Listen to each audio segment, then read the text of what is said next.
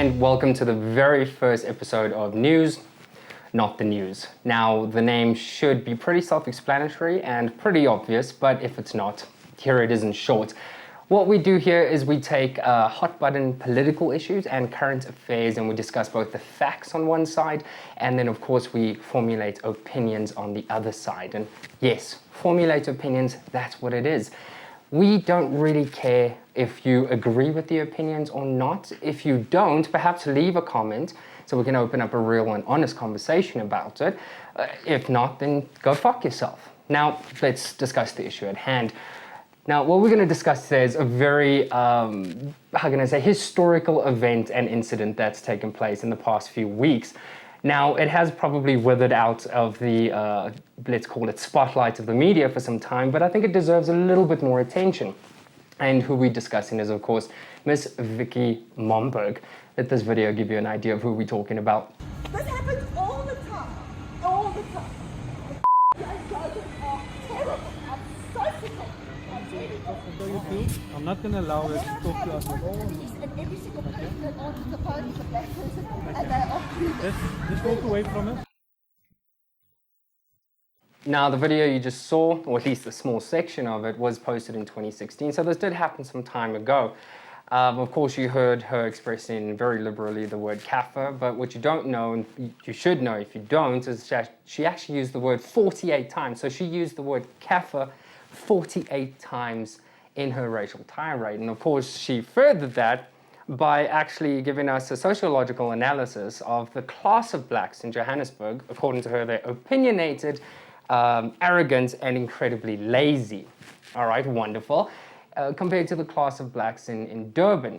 Perhaps what she means to say, and correct me if I'm wrong, is that what she's used to where she's from is that the class of blacks are still very obedient, still quite submissive, and have a bit of the old oh boss and oh madam in their demeanor.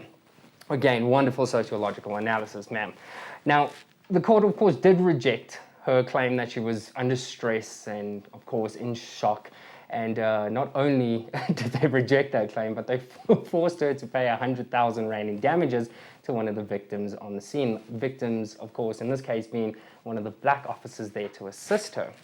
Now, I'm going to be honest with you. I've been born and raised in this city my entire life, so I understand what shock is. I've been hijacked, I've been held up by both gunpoint, knife point, and I've been a victim of both non-violent and violent racial attacks.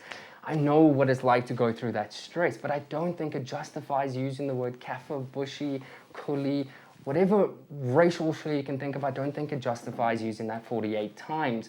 I think all this situation highlighted and achieved, rather, was to erode that very thin veneer of tolerance she pretends to have with her non-white friends, you know, in the canteen, expressing frivolous platitudes like, I don't know, I'm not racist and why can't everyone be like us, you know? Of course, until she's, you know, in peak hour traffic on the way home, a taxi cuts her off. Wouldn't you like to be a fly on that fucking windscreen? Now, the thing that gets me as well is South Africans are always surprised and everyone's always up in arms when these sort of things happen. But guys, let's grow the fuck up. Let's mature for a change. Let's be mature.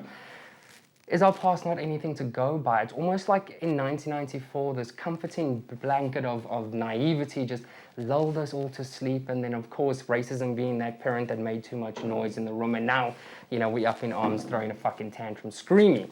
Guys, I think it's time for us to grow up. I mean, it makes absolutely no sense, but I'm going on a rant. Let's stay focused. Now, on the 4th of April, 2018, Miss Momberg, or Mrs. I don't give a fuck, goes back to court with cornrows. Cornrows.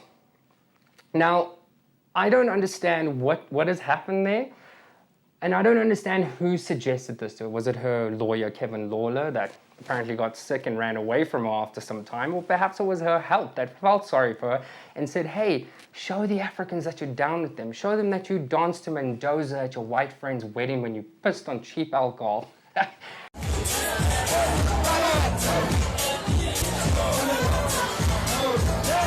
Well, honestly, if that level of cultural appropriation actually had any effect, positive effect on people, then I think Mr. fucking Eugene Terreblanche may as well got his little cock snipped in the traditional Xhosa way, and that might have expanded his constituency. I don't know, I'm just throwing it out there. Moving along. Now, I'm really happy that these incidents are taking place, and I'm not just, of course, targeting per Vicki Momberg, but of course I'm referring to the Penny Sparrows and the 17-year-old girl from Peter Maritzburg High, or Girls High, and the Spur incident, the KFC incident. There's a plethora of examples. What I think we do need to figure out is how do we nip this issue at home?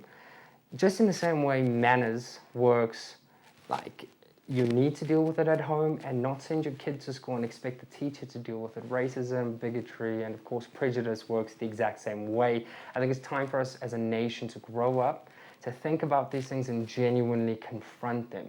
Or else we're going to perpetuate this rubbish all the time, and it might be entertaining for some time, but when it comes down to real economical and political issues, it's not going to be fun in 5 years. Thank you all for listening. If you do care to subscribe, you know where to do that. If not, go fuck yourself. Thank you, and good night.